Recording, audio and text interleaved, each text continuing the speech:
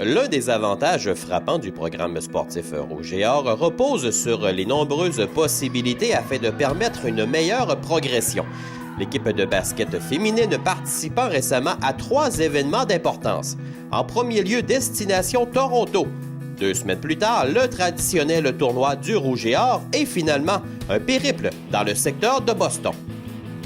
C'est important d'avoir des tournois à l'extérieur, de sortir de leur zone de confort, puis de donner la chance à l'entraîneur d'évaluer sa planification, où on est rendu, puis si on a pris les bonnes décisions, et travailler en même temps la cohésion d'équipe. Quand on voyage, on mange ensemble, la vie d'hôtel, choisir les chambres, une chambre où les filles étudient, l'autre étudie moins, etc. Là. Dans notre cas, les chambres étudient ou presque, mais c'est important de faire ce genre de voyage-là. Je pense que le premier objectif de ces tournois-là, c'est justement d'affronter des équipes qui ne sont pas au Québec. Parce que dans notre conférence, on n'est pas beaucoup d'équipes. Dans le fond, on est 4 équipes, puis on joue tout le temps contre les mêmes. Fait que je pense que c'est important justement d'aller ouvrir nos horizons, puis ouvrir nos perspectives, puis de jouer contre des équipes qui sont de autre calibre, puis surtout des équipes que leurs ligues sont plus fortes, puis sont plus imposantes physiquement et tout. Donc, ça vient nous chercher de l'expérience. En fait, on commence la semaine prochaine à jouer nos matchs. Fait que c'est en vue d'aller atteindre un niveau plus haut. Dans le fond, ils sont plus forts normalement. Là.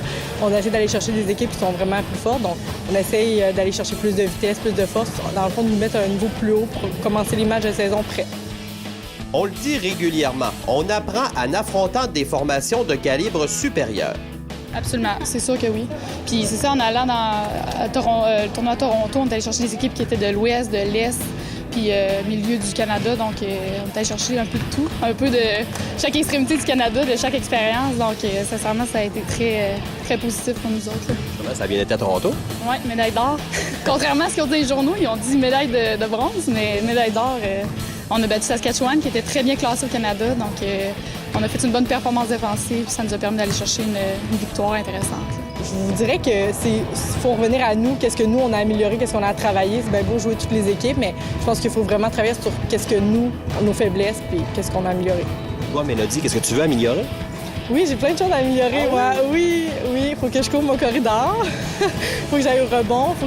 Faut apprendre à lire le jeu aussi, c'est vraiment important. L'événement tenu à l'Université Laval sert bien au chapitre de l'évaluation. On a eu, avant le tournoi Rouge et Or, on a eu le tournoi à Toronto. On a joué 3 matchs à l'extérieur. Puis, comme on disait, c'est important à l'extérieur. À la maison, il faut apprendre à jouer devant ses spectateurs. Les distractions qu'on peut vivre, jouer devant ses pairs, ce qui fait qu'à un moment donné, on se met notre propre pression au lieu de mettre le focus sur l'exécution. Donc, il faut la briser, cette glace-là, pour être prête à justement utiliser puis comprendre que jouer à la maison, c'est un avantage. Ciblant déjà des points à améliorer, ces voyages servent déjà. Il faut apprendre à commencer les matchs dès le départ. On a une tendance là, à commencer en retard. Donc, on s'est posé des questions. Est-ce que c'est notre échauffement qui n'est pas assez dynamique? Il faut changer la façon de s'échauffer individuellement et collectivement. On a fait des ajustements collectivement. Il faut que les filles aillent chercher la vitesse de partie pendant l'échauffement au lieu de trottiner. C'est ces petites choses-là qu'il faut leur dire. On est peut-être un petit peu au-dessus de nos affaires. Puis des matchs comme ça en fin de semaine, ça nous aide à justement nous dire, regarde, on n'est pas les meilleurs, puis il faut donner plus d'efforts, plus d'énergie, puis il faut pas s'asseoir là-dessus, je pense. Là. Par ailleurs, se retrouver à l'extérieur des gymnases avec un groupe de filles dans des villes comme Toronto ou Boston, on doit assister à de drôles de moments. Il se passe plein de choses. Oui, plein de fous rires, plein d'expériences et toutes sortes de niaiseries. Ouais. Ça veut dire qu'il faudrait que j'envoie une caméra pour le prochain voyage?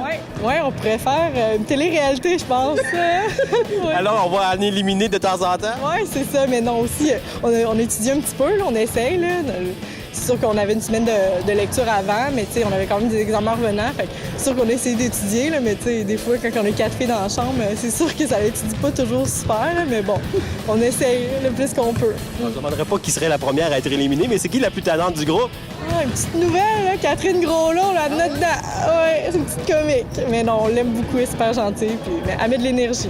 Oui, c'est intéressant. C'est sûr qu'on fait pas juste du basket. On s'échappe un peu pour des séances de magasinage. Mais c'est très intéressant. C'est excellent pour la cohésion d'équipe. Passer 4 jours ensemble, c'est ce qu'il y a de meilleur pour faire quelque chose de commun puis de cohésif. Et le festival du patinage? C'est sûr, ça. Mais les chambres d'hôtel, après 8 heures le soir, c'est officiel que faut pas que les coachs rentrent là. Le couvre-feu est à moins quart, finalement. Ouais, c'est ça. On sait pas quel moins quart. Non, on sait pas, mais c'est sûr que quand les lumières s'éteignent, ça continue à parler.